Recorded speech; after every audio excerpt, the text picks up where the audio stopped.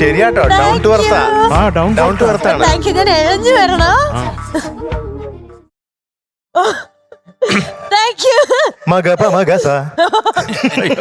അപ്പോൾ down to earth Meenutty, welcome to top singer. ഇതിനിടയ്ക്ക് ഇവിടെ കുറച്ച് കമന്റ് പറഞ്ഞു. എന്താ? എനിക്ക് സഹിച്ചില്ല. Down to earth Meenutty. Down to earth വെച്ചാൽ എന്താ അർത്ഥം എന്നറിയില്ലേ? താന്ന് കട. എന്താ ഈ ഡൗൺ ടു എർത്ത് എന്ന് പറഞ്ഞു കഴിഞ്ഞാൽ തറയാണെന്ന് പറഞ്ഞു. മതങ്ങളായിരിക്കും. മതങ്ങളെ അങ്ങനെ പറയൂ. എന്തായാലും മീനുട്ടി, എന്തോ ജീവിതമൊക്കെ സുഖമായിട്ട് പോകുന്നു. നല്ല സുഖം. ഇപ്പൊ ഒരു മെച്ചൂർഡായി അല്ലേ? ഞാൻ മെച്ചൂർഡായി. രണ്ടുപേരാണ് മെച്ചൂർഡായത്. ഒന്ന് മീനുട്ടി, ഒന്ന് ശ്രീഹരി.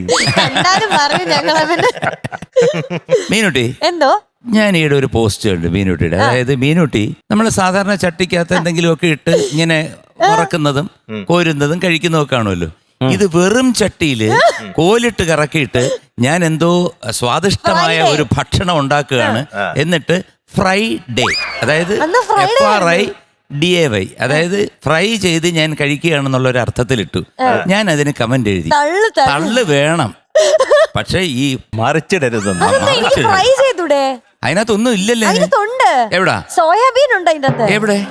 അതിന്റെ അടിത്തട്ടിൽ കിടപ്പുണ്ടായിരുന്നു.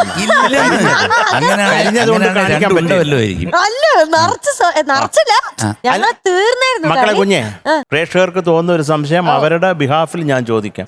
മോൾ എന്താ ഉണ്ടാക്കിയത്? എങ്ങനെയായിരുന്നു അതിന്റെ പ്രിപ്പറേഷൻ ഒന്ന് പറയൂ. ഞാൻ സോയാബീൻ റോസ്റ്റ് ഉണ്ടാക്കിയത്. കമ്പിട്ട് കറക്കിയിട്ട് ഫ്രൈഡേ എന്ന് പറഞ്ഞിട്ട് ഞാൻ നിക്കുക. അല്ല, പക്ഷെ അകം കാണത്തില്ലല്ലോ ചട്ടിയുടെ. മോള് +2 നല്ല എല്ലാം എപ്പോഴും A+ എഴുതിയില്ലാലും A+ കുഞ്ഞിന്. മക്കള് പറഞ്ഞു ബിരിയാണി ഒക്കെ എല്ലാവർക്കും തരുന്നു എന്ന് നീ പറഞ്ഞു. ഫുൾ A+ കിട്ടിയാലോ? ഞാൻ ഫുൾ A+ കിട്ടിയില്ല എനിക്ക് +2-ന്. ആന കൊടുത്താലും ആശ കൊടുക്കരുത്. അണ്ണാച്ചി, ഇന്നലെ ഞാൻ പറഞ്ഞായിരുന്നു ഇതുപോലെ മീനുട്ടി ഇത്രയും പൈസയൊക്കെ ഉണ്ടാക്കുന്നില്ല, എന്തെങ്കിലും ഒരു നല്ല എന്തെങ്കിലും വാങ്ങിച്ചൂടെന്ന്. എന്റെ അങ്കിളെ എന്റെ അക്കൗണ്ട് ഞാൻ നോക്കിയ കരഞ്ഞു. 30 രൂപയുള്ളൂ.